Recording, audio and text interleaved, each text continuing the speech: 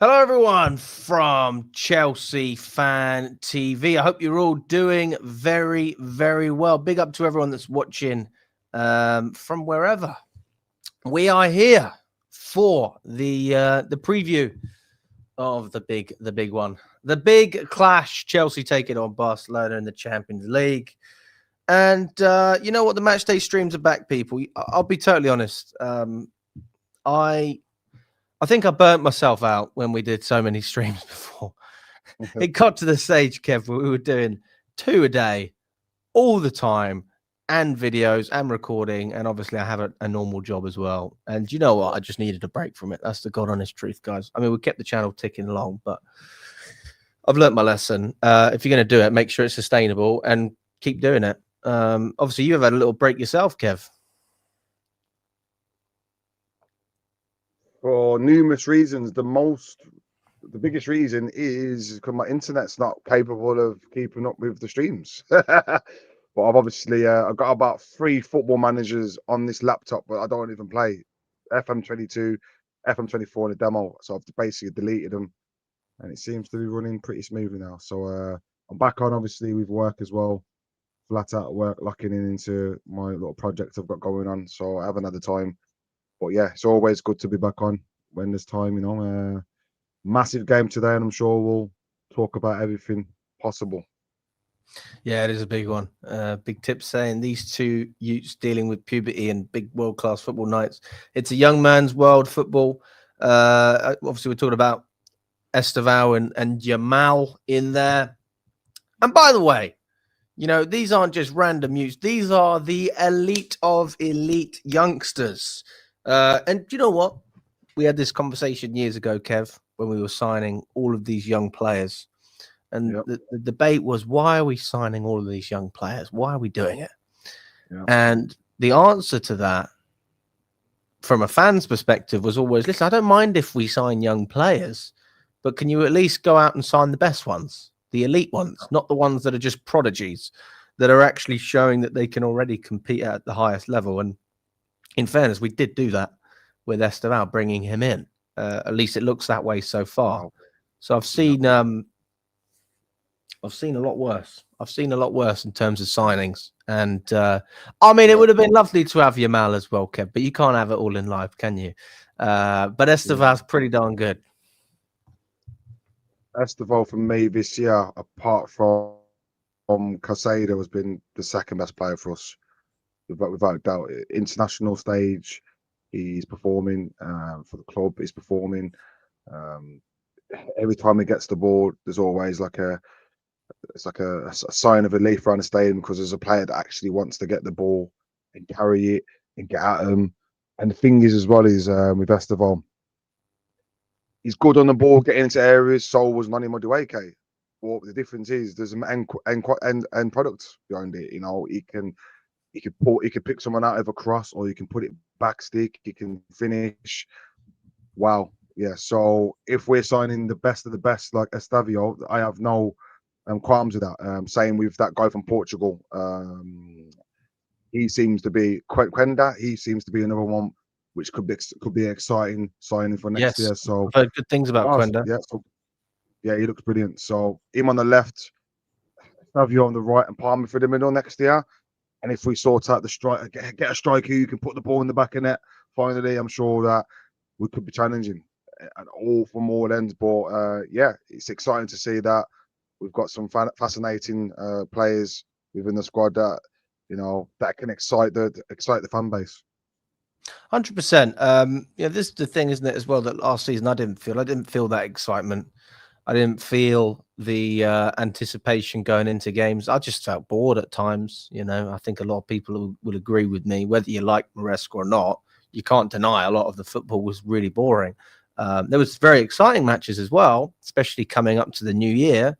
And then from January onwards, we just went on a downward spiral, and we managed to claw our way into obviously the Champions League, and we had a great finish with the Conference League and Club World Cup. But this year, I feel a balance. I feel a stability. I feel a level of trust. I feel a level of progression, which maybe not everybody agrees with. My stance has always been like when we have the title race conversation, you might not think we are in a title race, but I say we are in the race. I just don't think we're in the race, but we're in there, we're in the conversation. And I think that we are getting closer and closer, and all I will ever ask for is progression, is for improvement. Are we improving? Do we look a little bit better than we were last year?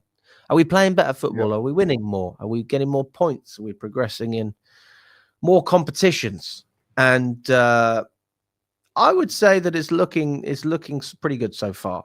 But this, as I spoke with someone earlier on, they sent me a message back and they said, Alex, this is a season-defining week coming up. Because if you beat Barcelona and Arsenal, I think that's season-defining. I think that defines your season in the sense that that you are able to compete with the big boys. And we've already shown now with Burnley and Wolves and a number of other teams that we can break down low blocks and compete in that sense. So if you add the fact that we can compete in Europe against the elite and against the front runners to win the Premier League, that is a great place for any football club. And I don't think that we've had that type of hope with consistent results as well since Bowley and Clearlake have come in. It's kind of been like, you've had the hope and maybe we've lost a couple of games and, you build yourself back up, but you've never really been going up and up and up and up. And I think that, well, obviously we don't want to get carried away because that's what we did last season. That doesn't go well. Yeah. But at the same time, this time last year, we had me, you, and I think it was Charlie went to that we done the day after we beat Tottenham, and you asked me the question, same time last year, are we in title race? And I said we finished 4th. And I still feel like we'll be there or thereabouts until I see the lap banging in goals. Okay, he hasn't done anything this season, but obviously injuries have been a massive part of that. So I see the lap banging in goals consistently. See João Pedro stepping up and scoring goals consistently. Until I stop seeing us give away silly mistakes. Okay, it hasn't been as apparent than last year. There are a lot less mistakes than before, but still, do we have confidence in defence? I don't know. But until I start seeing a different mentality with the goal scoring and conceding silly goals, I don't feel like we're going to be challenging. I feel like Arsenal are looking like strong favourites at the moment, and you never know. With City, they might just go on a bit of a run. So I think 3rd place right now could be realistic. But you never know. There's also the January transfer window where we could strengthen. I really do feel like we still need another centre back and goalkeeper. That's for me personally. 2 very weak areas. Obviously Sanchez has been performing pretty decent, but I still don't have trust in him. Even in the first 5 minutes of the Burnley game, he's kicking the ball at another player. I think that's harsh, mate. I think that's harsh. Nah, you're in. No, but listen, Kev. No, it's not harsh. He's still got a massive balls on moments in him. We all know that, bro. We've had 2 seasons of it. Things don't. You can't just change overnight, bro.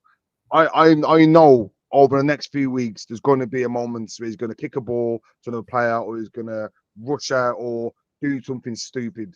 So until we get a top class keeper in and a top class centre back, hopefully during January, maybe my mind changes and say we are in a title race. But until then, I don't feel like we're going to be challenging. Maybe the FA Cup or the Carabao Cup could be options for us to get some domestic title. I think it's an interesting comment by Rory here. He says, look at the season in context as well.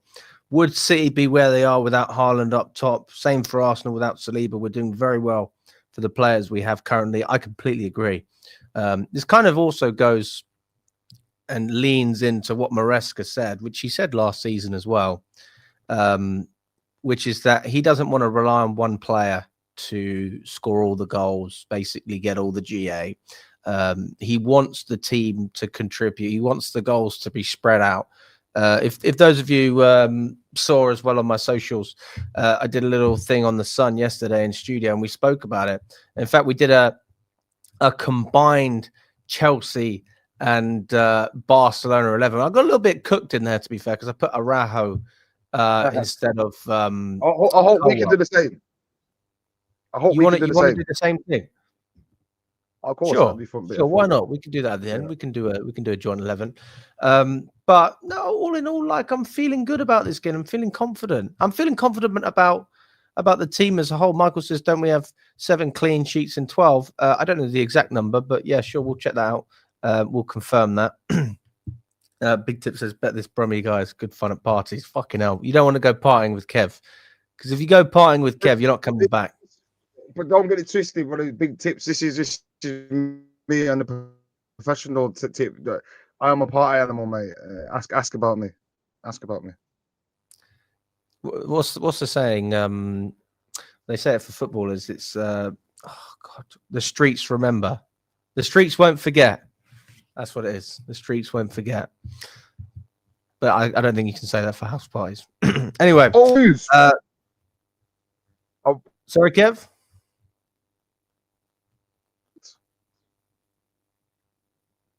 Oh, his internet's gone. The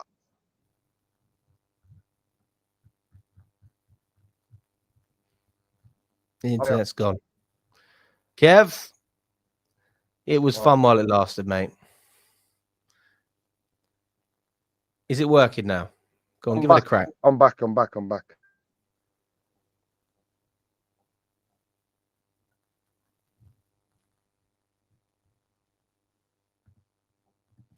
It's not working, guys. To be fair, me and Kev did prepare for this. We said that this would work fine, and then the Wi-Fi's just gone again. I'll give Kev a minute just to sort it out, and then we'll go back to it. Estevao versus Yamal, bring it on. Absolutely, Amir. This night is what these boys have dreamed of their entire lives. Barcelona in the Champions League and the music. A lot of Chelsea players' dreams coming true tonight, and winning is how they all dreamed. Absolutely, you wouldn't dream of a loss. I mean, if you did, then that's a bit weird. Smash the like button. Speak up to Pierre. Good to see you in the building. We have, as it stands, just under 150 people on all platforms. Just under 50 on YouTube, about 100 on X. Listen, guys, let's get straight up there. If you're on X, retweet, like the video. If you are on YouTube, then let's get straight up to 30 likes. Let's start strong, guys. Let's start strong. Think of it like this: the stronger we start this video, the stronger Chelsea can start against Barcelona. Nothing like an early goal. That's what I say. Let's get that early one straight in there. And we're going to get into some of the news as well, because there are plenty of talking points to go through. In terms of injury news and team news, obviously Cole Palmer, he's not going to be available in the upcoming Champions League game, so he's not going to be around. Obviously, he stubbed his toe. For those of you who don't know, I mean, of all the ways you could get injured, stubbing your toe, for me, and I said this yesterday, was when I was with the Sun, and Lloyd, who I was recording with, I don't think he wanted me to get him into trouble, so he went, "We don't know if he stubbed his toe." I went, "Yeah, it's all. Look, this is all." I'm just thinking what it could be. I don't know what actually happened, but when you stub your toe, generally you're being an idiot. Whether it's that, you were playing football in the house and you tripped over, whether it was that you didn't turn the light on and then you tried to walk in the middle of the evening, maybe you were running around in the house and you banged your toe on something. I mean, what else? Maybe it was breakdancing. How else do you stub your toe? I don't know. What do you do to stub your toe? I mean, speak of the devil, he's back. Kev, how many times have you stubbed your toe recently?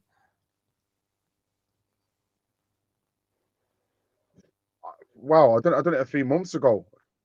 Kicked so I've got a wooden bed, and I think I kicked the what holds the bed up. I kicked it, and it hurt for a few weeks. I couldn't even bend my toe for a few weeks.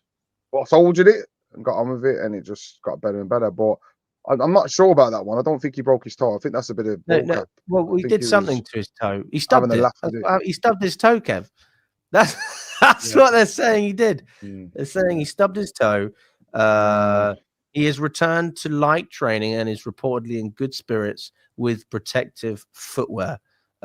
So, you know, he is back in the squad. So maybe he didn't break it, but he did something to it.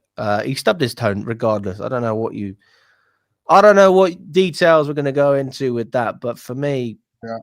I'm just going to say, I think I love Palmer, but I Yeah. reckon he did something stupid at home. That's all I'm saying. Yeah, he's not the sharpest knife in the. You know what I mean? He's a bit of a dope, and you can imagine him probably messing around or doing something stupid or drop something on his toe. But Do yeah, you reckon it he is what dropped it is. something? Yeah, that could be it. Seeing him back in training. Yeah, seeing him back in training, breath of fresh air, man. I just want him to get up to speed now. He's our best player.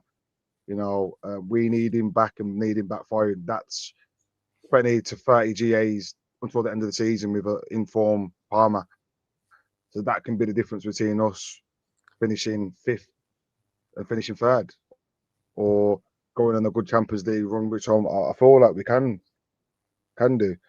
But now it's hopefully keep him fit, keep James fit as well, the main people, and then hopefully we can see where we are. Michael's given me a great idea. Who has stubbed their toe in the past 6 months? I'd be very surprised if you haven't stubbed your toe in the past 6 months, to be fair. That is, yeah, I mean, I'd be very, very surprised. If you haven't stubbed your toe in the past 6 months, then I'll be fair. You have my respect, because I stubbed my toe. I stubbed my small one, and it was black after, even after like a week, it was still black. We're supposed to be sat here talking about football, and we keep talking about how people can stub their toes. Right? Polls come out, guys.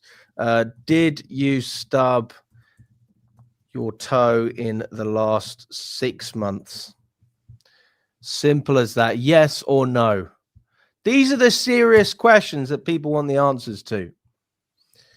There you go. Right. While we're going through that, let's continue. So obviously Cole Palmer's not going to be available, guys. He is not in the squad for this game. It's a fractured toe. My fault. Not a stub, not a broken toe. Fractured. Yeah. In the build-up to the game as well, Maresca's obviously stressed the need for aggression and defensive discipline, especially facing Barcelona's attack led by Robert Lewandowski and Lamine Yamal. There's no doubt that we're going to need to defend well. When asked about a number of things, Maresca, you know, he was asked, let's just go on defensively. I mean, he was asked about Cucurella facing Yamal. He said, Cucurella is a big advantage for us. Yep. Always, not just tomorrow. His level has been amazing since I've been at the club, not just defending, but as part of our game. He's a big value, and we're very pleased with him. They have quite a few players we need to face as a team. And when he says that last bit as well, Kev, he says they have quite a few players that we have to face as a team. My thing is that it's not just up to Cucurella to defend Yamal. It's up to whoever's on the wing, whoever's in the midfield as well. Yeah. Those are the players that are going to have to give him the support, because ultimately this is why, you know, we're so impressed with what we see from Yamal. And I guess I could say the same about Estevao to an extent, is that if he's one-on-one, he's going to get past you most of the time, or he has the ability to get past you. So just don't put yourself in a position where you are one-on-one with a player like that. So whether that's Caicedo on the left, maybe coming over. It'll probably be Neto on the left. Neto on the left would make sense. That would definitely make sense. I'd play Neto on the left because his tracking back's been really good this year. I've been so impressed with his work. So you'd have Cucurella and Neto doubling up down that side down there. And then on the right side, Estevao and James on Rafinha, which is a Brazilian. So you've got a couple of matches there. You've got a Brazilian matchup, and you've got a Spanish duel. So yeah, international teammates, all that. You know, it'd be exciting to see. But yeah, most definitely Neto down that left just to try and help get credit, because you know what Lamal's going to do. He's going to go down the right. He's going to cut in on that left foot. So get credit smart enough, and I'm sure he would have been. He's played at him international level. He would understand that. Just keep him on his right foot. Keep him down the right side. He's useless. He hasn't got a right foot. As long as he's staying down that right hand side, not cutting in, he's not going to cause you any danger. So yeah, it'd be interesting to see tactic how we set up to try and nullify their threats down the wing. I think that I see a comment as well from Trevor saying Cucurella can lock anyone up, including Yamal. I agree with that. Big Tip says that Garnacho should be playing.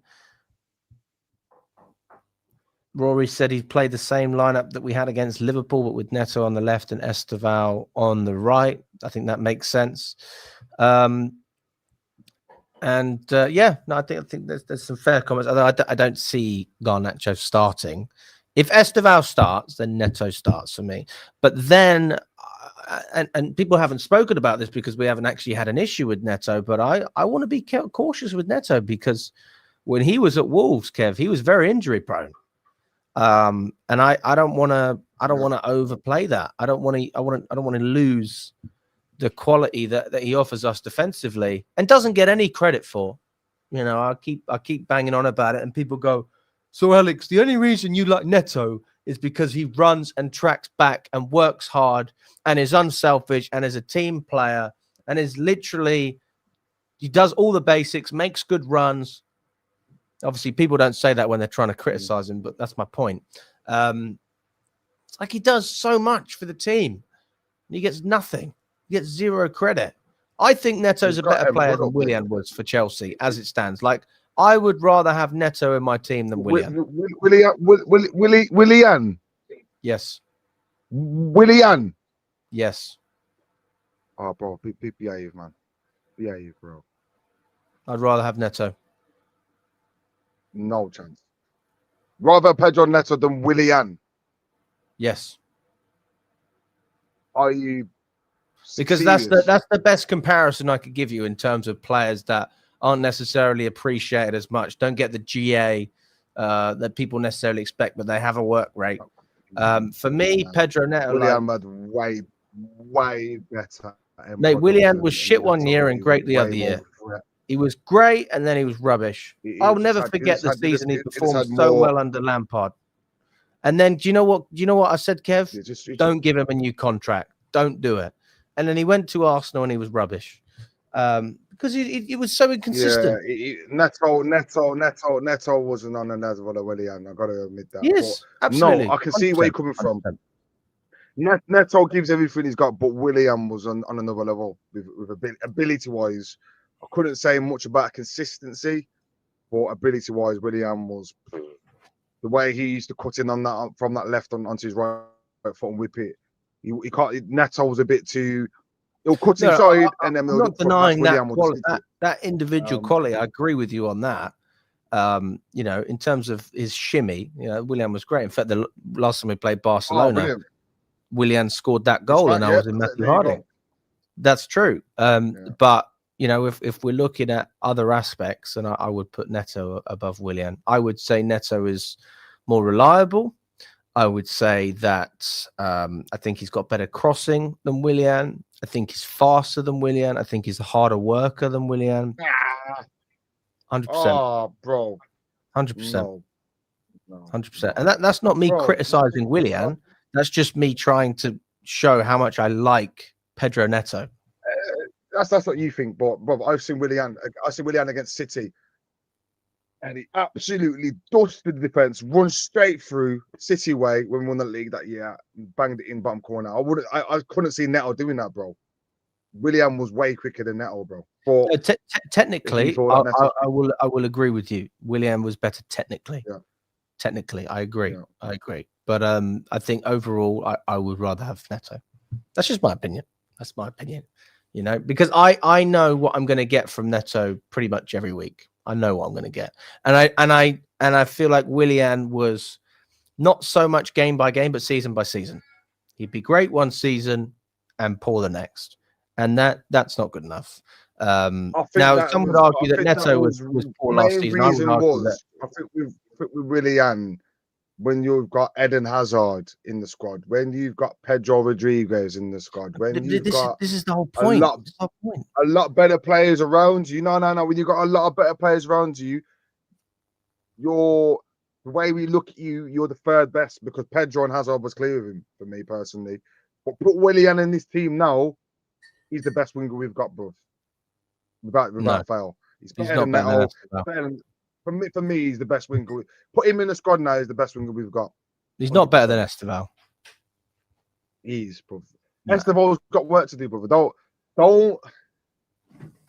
Estevao's been here 2 months. You can't just say from the performances right now that he's better. He's got a long way to go, bro. Estevao's the best winger at the club, but that doesn't mean that he should start every week. Premier League winning winger, bro. You got to remember that, bro. Wilfred Bonney won the Premier League with Man City. Does that mean anything? Doesn't matter. You're not getting what I'm saying, bro. That's just a total. You're not getting what I'm saying, bro. Willian, for me, that season was one of the best. One of the best wingers in the league that year on the Conte, bro. Facts. Estevao has got a long way to get to that standard, bro. In my eyes. Anyway, let us know what you think in the chat, guys. Again, like, I'm not criticizing Willian. I don't want it to look that way. I'm just saying I like Neto a lot. I'm a big fan. Anyway, speaking about defense, it's not just our defense, it's also Barcelona's defense. They've got a high line. As a lot of people know, they concede a lot of goals. They also score quite a few. He said their high line is a factor for sure, but we also need to pay attention off the ball. They can create so many chances and score goals always. We need to find the right balance between attacking and defending. When asked about the potential of managing Barcelona as well, Maresca said, "You know me because you are always in my press conferences. Whenever you ask me what is happening in the future, I always talk about how I'm happy to be here." And to be fair, I wouldn't expect anything less from Maresca. I don't feel like he's massively loved by the Chelsea fan base, but he's certainly not hated. And I feel like he's created a stability. So if he continues to have more success, a lot of people are going to, want Maresca to stay for a long time, myself included. For me, I think, Kev, I think that you judge Maresca properly over the next 2 years. I don't even think this season is a good indicator because we haven't had a pre-season. But as it stands, we're on a good trajectory, though. I haven't got a bad word to say about Maresca at the minute. I feel like still trying to be stubborn with the way he likes to play at the back sometimes. But I think that's a tactic. I feel like now that's a tactic to slow the game down and control the game. It's got to be, because if a manager continues to go with something and it's not quite worked, it's got to be a tactic to control the game. So fair play to him. And everyone's criticising him and getting on to him, saying the football side of football's rubbish. He's just kept on going. And he's starting to see it pay off, like against Burnley when we passed at the back a few times. We broke the lines, and I think for our second goal, nice and calm, played at the back, played it into Mark Gui, very strong on the ball, crossed the ball. Enzo, great finish. So the style of football is starting to pay off, and he doesn't get the credit he deserves, man. For what he's done in such a short period of time. Let's be real, he's only been there for a year. Look at the contrast when we had Pochettino. Look right now. Look at the defense. How structured it is on set plays. We're not really conceding many goals on set plays. We're not conceding many goals at all. And that's all down to Maresca and what he's done. So, yeah, I still feel like that playing in the back football needs to be worked on a little. But apart from that, the guys coming in done amazing things. So, yeah, like I said, hopefully the form continues. Obviously, this time last year we started dipping in form. We had that bad run through. I think it was December to January, and everyone was saying sack him. He's not good enough. Hopefully, it doesn't happen again this year. If it does, just still stick with the manager, because we've got to remember where we're at. We've won 2 cups under him. Win the Champions League because of him. We're second in the league. So yeah, fair play to Maresca. And hopefully the fans get behind him through thick and thin. Yeah, interesting as well. The poll. I'm going to end the poll. Pretty much 50-50. Well, 52% of people said they did stub their toe in the last 6 months. 48% of people, Kev, said they have not stubbed their toe. Can you believe that? I'm surprised. I thought more people would have stubbed their toe, but I guess maybe we're all silly if we have. Smash that like button if you haven't already, guys. Listen, as it stands, we've got almost about 250 people on all platforms. If you're on YouTube, we need to be on at least 50 likes. Come on, guys. We appreciate all the support. It only takes 1 second, and it really helps the channel, honestly. Right, let's keep going, Kev.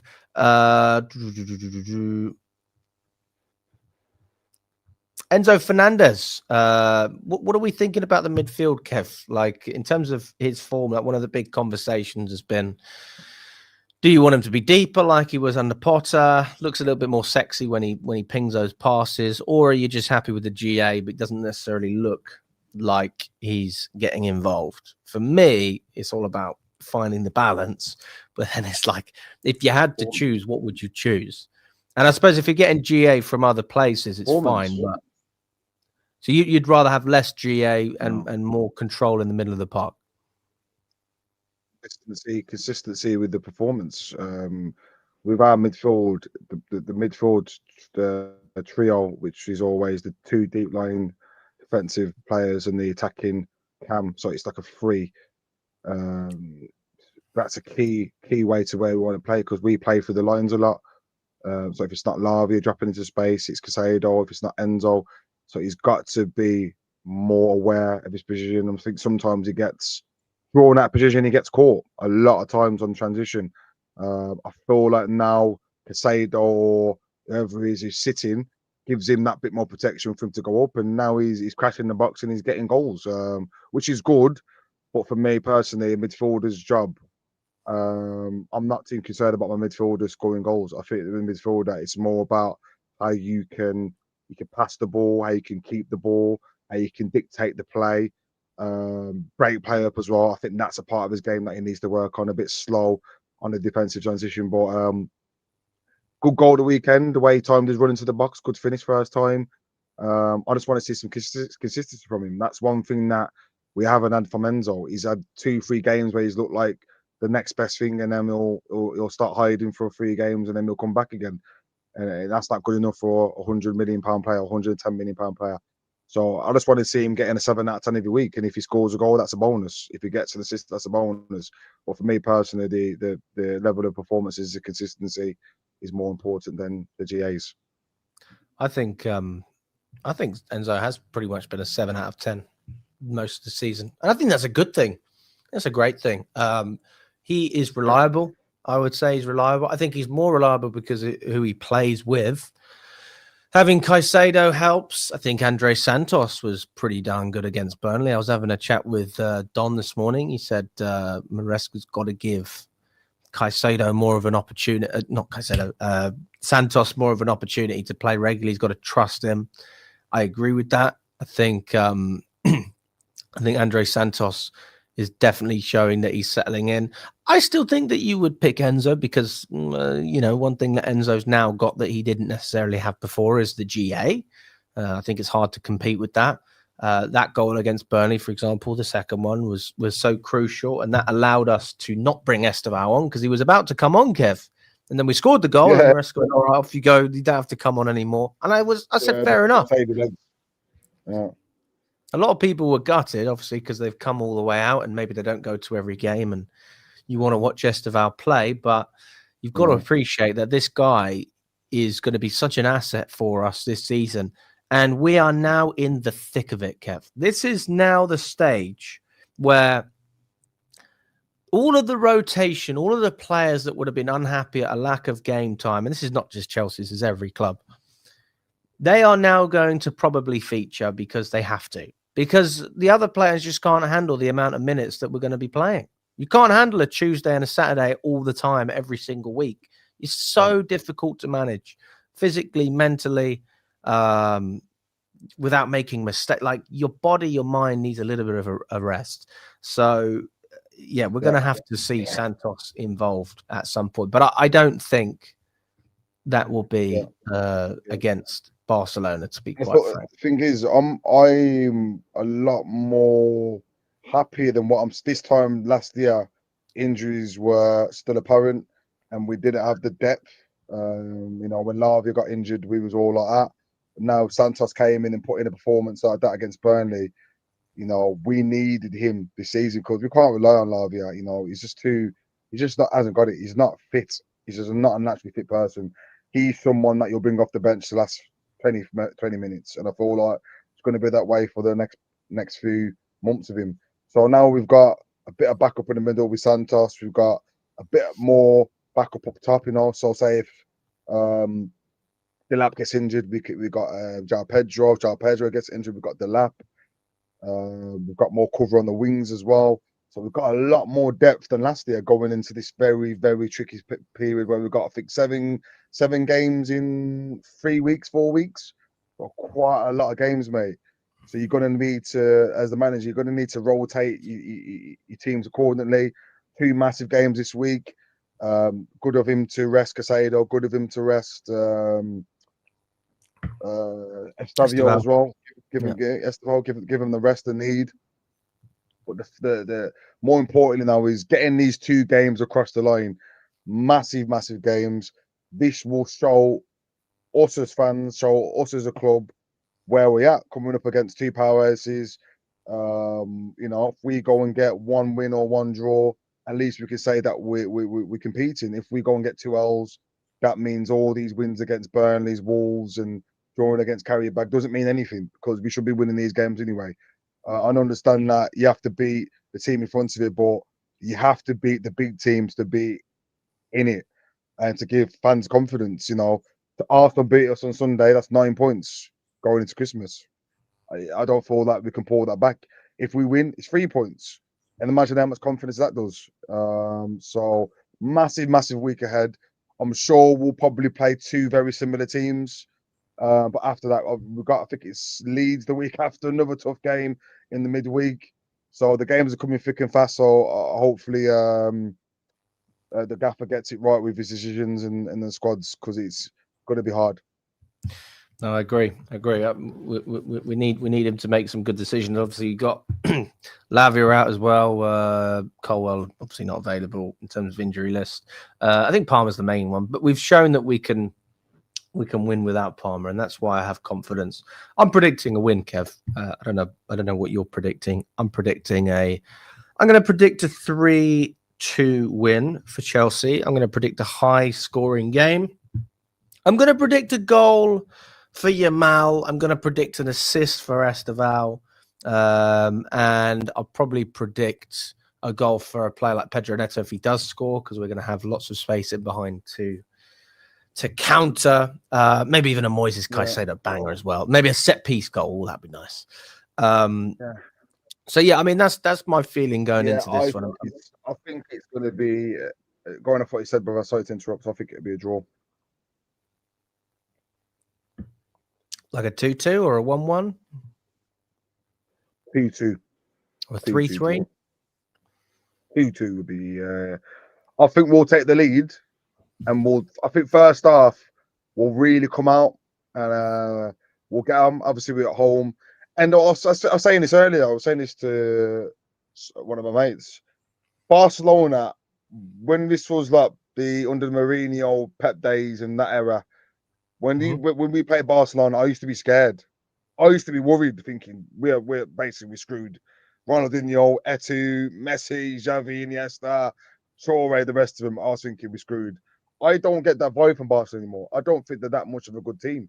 I feel like they've got a really good manager, but they're not that much of a good team. If you can nullify the threats like Rafinha being one of them, Yamal being the other, I thought that's it. They haven't really got anyone else. Obviously, Rashford, I think he scored the weekend. Frankie de Jong, he's good on the ball, but I'm not getting that. I'm not as worried as I used to be, bro. So I feel like we'll start the game pretty quickly. We'll come out, but I feel like the way Barcelona like to keep the ball, they'll control the ball and they'll get an opportunity. And they've got like killers in the team, like Dusky. He's still banging goals. So I feel like they'll get back into it some way or the other, and it'll be a draw. But Yeah, just depends on the mentality. Like I said, with them having the high line as well, they like to press teams high up the pitch. They like to keep the ball. They like to, plenty of space for pacey players like Neto, Estevao, João Pedro to find space in behind. So, yeah, it's going to be a fascinating game, mate. But I feel like a draw would be a reasonable result. Okay. Just before we move on, we'll do the who would you start in this game, Kev? What would your 11 be? Do you want me to get up a little thing so that we can put some players on screen? I can do that for you. Yeah. Obviously, I can imagine that we're in agreement about the goalkeeper, unless you're feeling a bit spicy. Sanchez has got to start, innit? He's not been to, apart from that little hiccup at the start of the Burnley game, he's been all right. So it'd be Sanchez in goal. Left back, Kuka. Right back, Reese. And Kev, give me a minute. Let me. All right, we're going with a 4-2-3-1, presumably as well, right? Yeah, same as usual. Yeah. Okay. All right. You can see all of that? There we go. So, Sanchez in goal. Cuckoo left back. No disagreements there. Let us know in the chat as well what you think. Centre-back pairing. Obviously, we had Tosin and Chalobah against Burnley. But if we go on the history of that pairing, that will tell you that we won't be getting a clean sheet if those two play. I think the Burnley game was a bit of a fluke, if I'm totally honest. Wes and Chalobah. So Kev's saying Wesley Fofana and Chalobah. 100%. That means that Tosin's going to be dropped. That means that Badiashile doesn't play. Is there anyone else that I'm missing? Those are the main ones, really. I mean, what do we think? Because Badiashile came on against Burnley. I just wonder if there's a reason for that. Maybe Badiashile and Fofana, because then you've got a left-sided player. I don't know if that's something that we need to think about. Very good on the ball. European football, you find a lot of players who struggle in the Premier League seem to do better in Europe. I mean, am I overreaching here? Well, he was being a right idiot, wasn't he? Messing about at the back post, pushing that player. Could have given a party away. And this is the thing about Badiashile, like, he's a freaking nutcase. Why would you come off the bench and start pushing players off the pitch and giving it unnecessarily yellow cards? So yeah, Badiashile has to be out the squad completely. So it'd be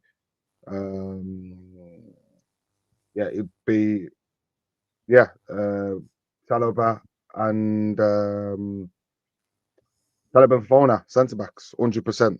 Fofana had a brilliant game before international duty. But I think it was good to rest him against Burnley, obviously with his injury record. So he's fresh and firing, ready for the big week ahead. Obviously, and then Reece James right back. James right back. Do we agree with that one as well, guys? Because we know that in a lot of the bigger games, Gusto is a player that can be called upon. What do we think about that one, guys? Because for me, James is a good asset to have, but there's a part of me, I'll be totally honest, there's a part of me that thinks, maybe just stick him in that midfield. I remember a game when we played against a pretty good side and James was in the midfield and we had Gusto overlap. I don't know if you remember that one. It was a game in America, for those of you who can't remember. And obviously we've got Fofana there. We've got defensive stability to cover. So you got with James in DM?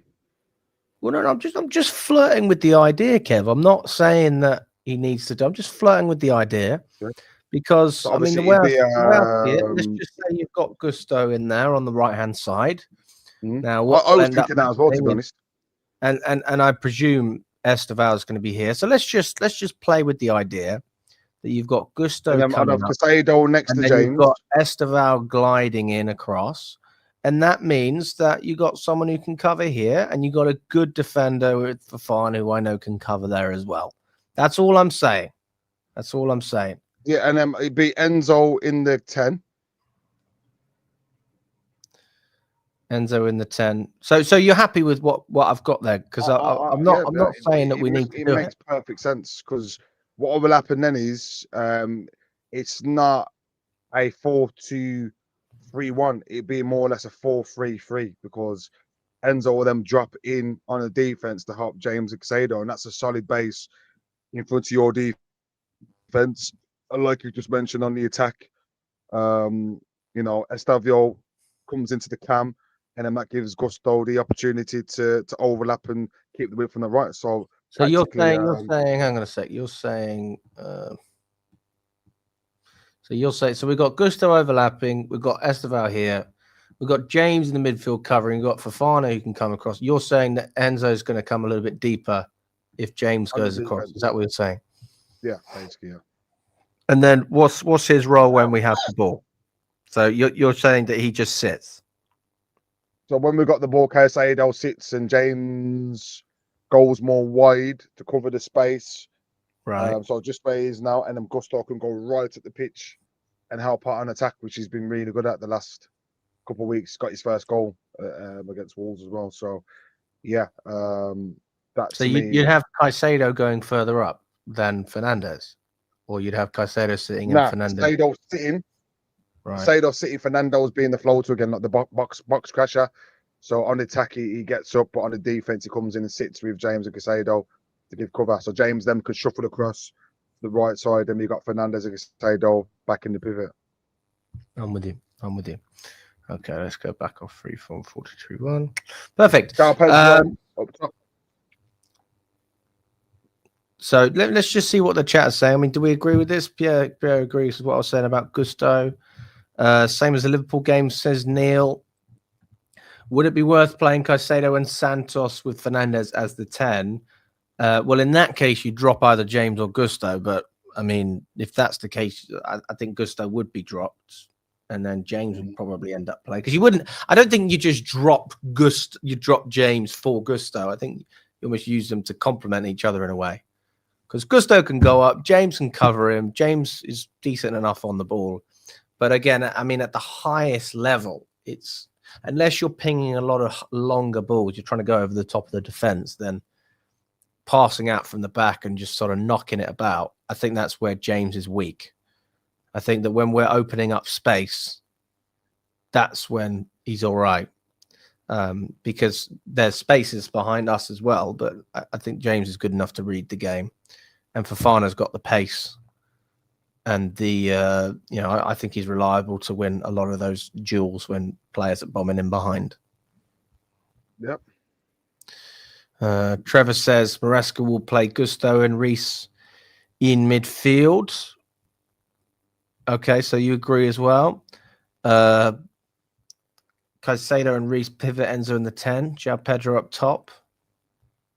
Garnacho and Neto will both start. So that means no Steve, presumably. Caicedo needs to be protecting defense and interpreting and breaking up play. Tackling will be very important. He's going to be busy midfield general Moises. Badiashile Fofana for playing styles and aerial battles. Okay. I mean, that's the one thing we don't have, Kev. We don't have a ball-playing centre back. We don't have it, unfortunately, because Cole was injured. Well, but this is the thing, Kev. So I mean, we all want for fun to stay in, but then these are your options. You either go Uncle Tossin, who for me is going to be a little bit shaky in a game like this, or you go Baddy. And Baddy, is the only other ball-playing centre back that we have. No, thank you. No, thank you. No, thank you. So you're just sticking with Chalobah. It's not all about this ball playing. We get into carried away with this ball playing that. Mate, sometimes if you're under pressure, Sanchez just fucking oof it up, mate. Just don't mess about with it. Don't have to always do this play at the back stuff. Do it when you can, don't make it something that you have to do. There's a time and a place for it, for messing about with the ball.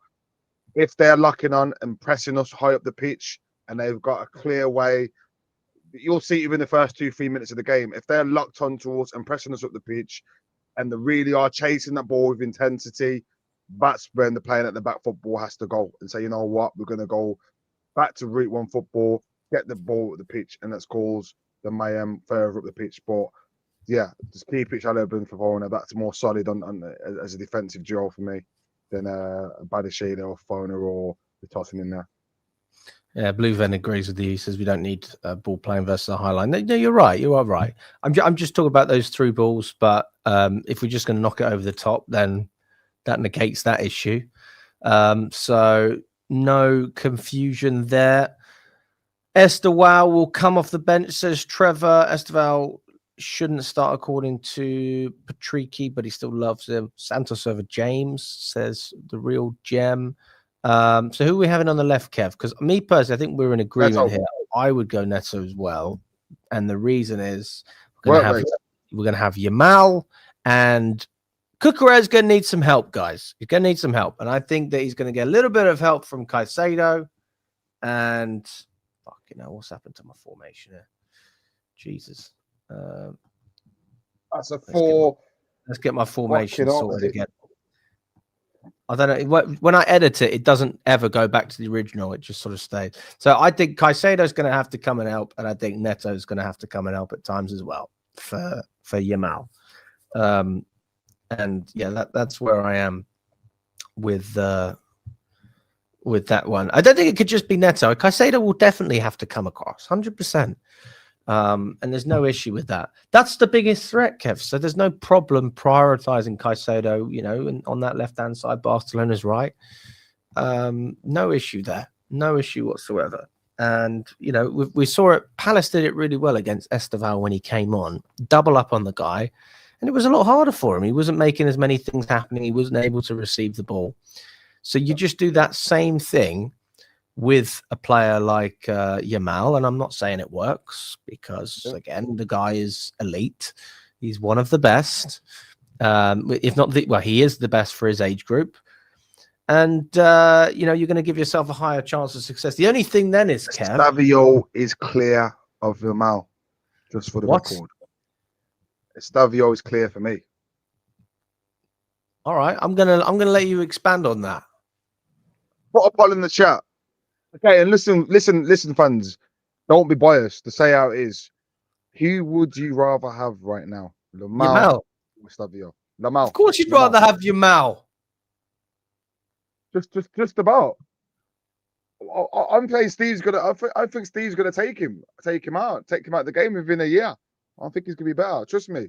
I know you're saying the potential's there, but you're not taking him over. Not quite there yet, because obviously Lamal's been on the scene a bit longer. But Steve, mate, he's coming in the Prem. From what he's done, 18-year-old coming from Brazil, and what he's done so far, he's criminal, mate. And I think he's already going to get better and better each game. So I think by the end of the season, mate, that could be a bit of a closer comparison.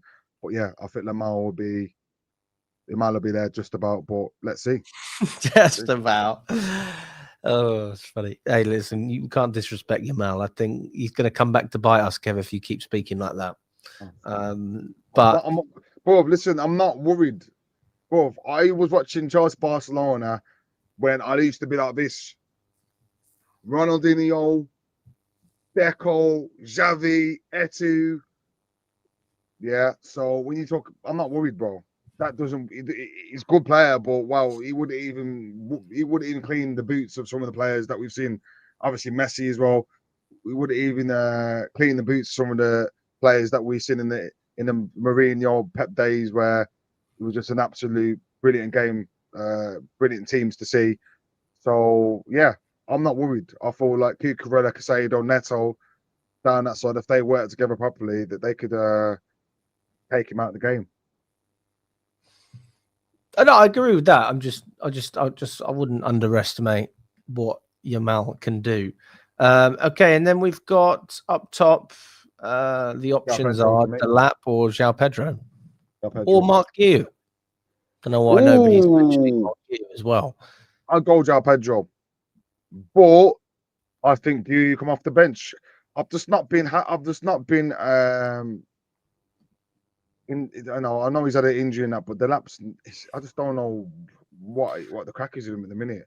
I think his decision making against Burnley could have done a lot better. I mean, to be I fair, don't I will say this, Kev, his link up play deserves a little bit more credit. It was when I watched some of the replays, it was a little bit better than I remember. But like there was a moment when he could have passed to Neto, he could have passed to Gittins, and he just had a shot from a stupid position. I was just like, oh god. The one thing I like about him, Kev, is he just takes the shot. You know, when you say, like, we had this with Sancho, mate, we had this with Jackson as well. Stop messing around, have a crack. Shoot. And you get that with the lap. He does give you that. The question is, though, like, out of those shots, then how many are you scoring?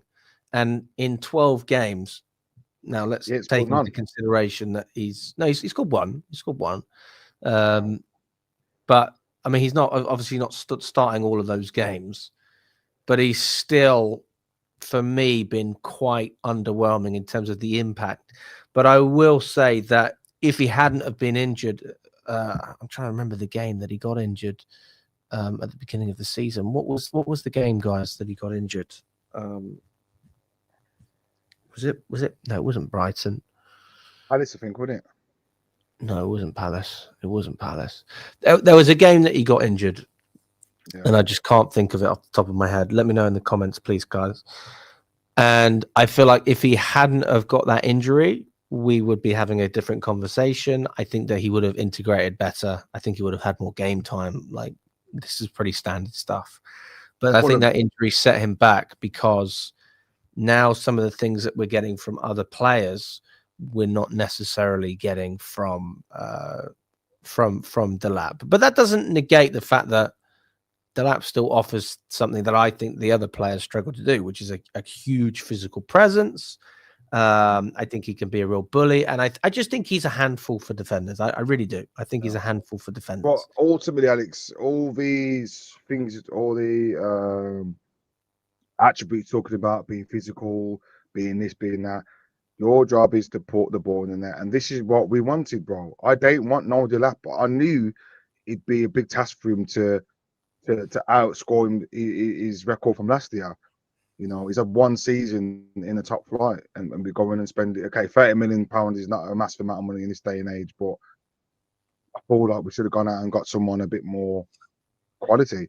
I think in a few years' time, the Lap's got the potential to get there, but right now, you know, his mentality is not there. Like against Wolves, getting a silly sending off, and yeah, he puts himself about in that, but this is not the area where you can do that. You know, back in say 10 years ago, you get away with some of the decisions, but he's more concerned about bumping into players and doing that than putting the ball in there. For me personally, I'm not bothered about how many times you can crash a defender or knock someone over. I just want you to get in the box, put the ball in the back of the net. And unfortunately, right now as we speak, a quarter way into the season, he's not proven to be that guy. So yeah, he's got a lot to prove to do. I feel like I don't think he's ready for Barcelona tonight.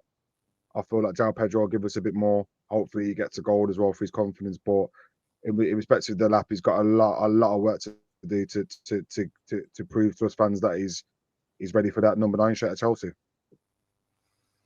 If you had to pick between Arsenal and Barcelona to start Delap in one of those games, I would pick Arsenal. I'll pick Arsenal. I think that Arsenal are how would I describe it? The Arsenal, for me, I'm not even going to lie, they're a great team, but they have not met their match. And this season, everyone just seems to be rolling over for Arsenal for whatever year. I don't know what it is, but Tottenham was embarrassing. City don't look like they can't keep enough clean sheets to maintain results. So they can score, but they can't keep clean sheets.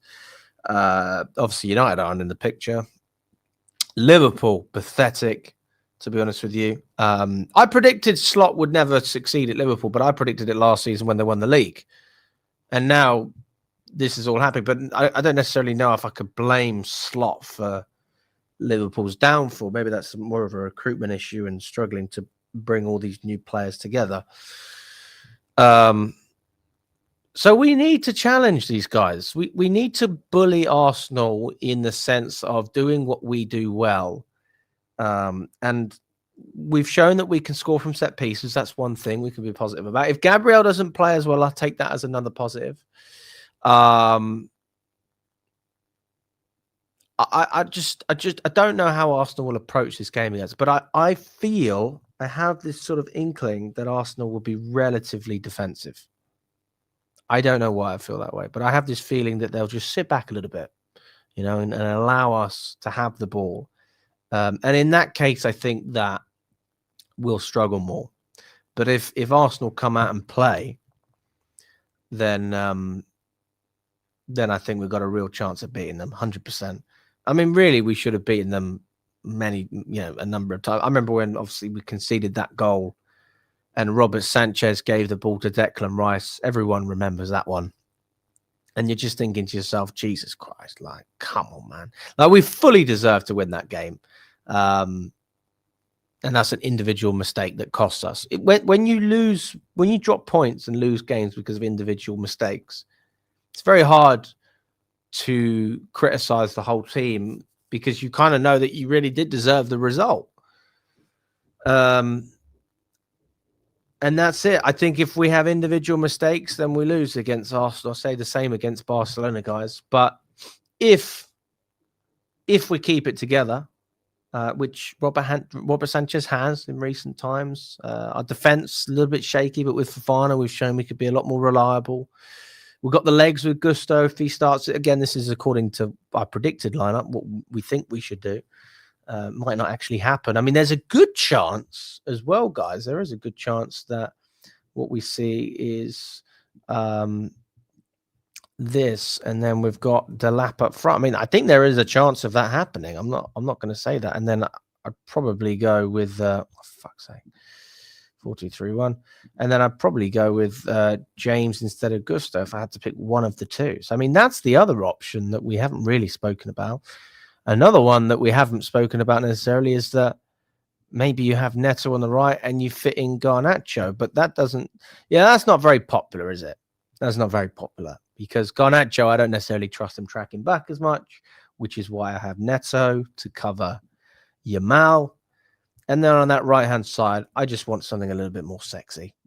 And that's why I want Estevao. I think that Garnacho would be a decent fit in this game, because he can counter, will have space to run into.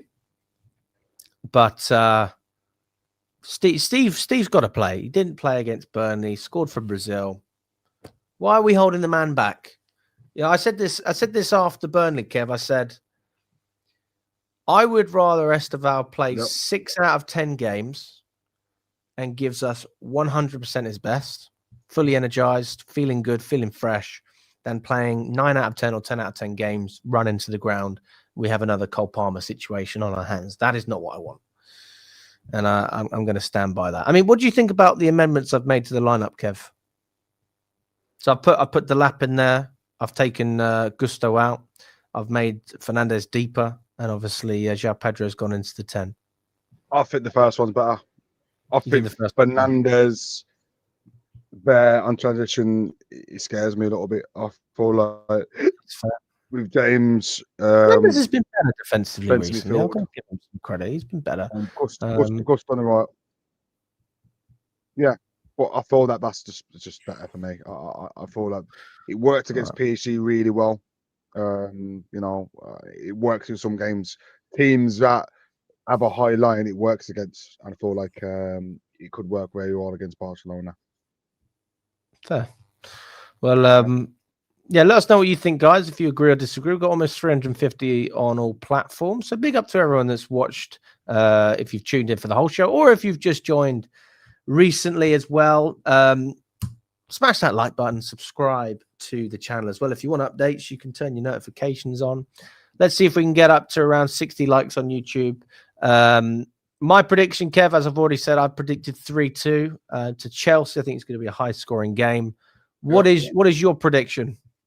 2-2. 2-2. You're going to draw. Going for a draw. Okay. Well, listen, we're going to wrap it up there. Really appreciate everyone that's tuned in. big up to all of you. I hope you have a fantastic day in the build up to this game. I'm excited. I've taken the day off work. I'm getting up there early. I'm having some food, maybe a couple of drinks, probably 0% if I'm honest. And I'm going to enjoy a fantastic game of football, guys. I am so pumped for this one. So as always, we're gonna wrap it up there. We are going to try and bring back the consistent daily streams. I think it's just got to be sustainable, guys. I burnt myself out last time, so keep it sustainable, keep it fun. Always love talking Chelsea. Big up to you as well, Kev. Thanks so much, mate. Appreciate you coming on. Always up the Chelsea. Hopefully, big week. Just compete. Just give the fans some excitement. And if we really mean business, beat Barcelona and then move to Sunday. We'll be doing a preview for Sunday as well. Are we probably Friday day? We'll do some stuff, mate. 100%. We'll do some stuff. Yeah, but shout out to all the fans as well watching, and enjoy the game. I won't be watching it because I'll be working. But yeah, up the Chelsea, and hopefully we bring the 3 points on. You're not watching it? I got work, and I. Bloody hell. What time do you finish work? I finish tonight. I'll finish at 8 o'clock, so I'll probably get back just for about end of the first half. All right, second half. You just have to watch the first half on replay the next day or something. Yeah, it's just a bit. It's not the best, but it is what it is. Like I said, but this season is going to be a bit crap for me with Chelsea, but I'll do what I can. But I'm sure I'll be in the corner like this on my phone, keeping tabs and stuff. So hopefully we can do the business, mate. There you go. Listen, appreciate that, Kev.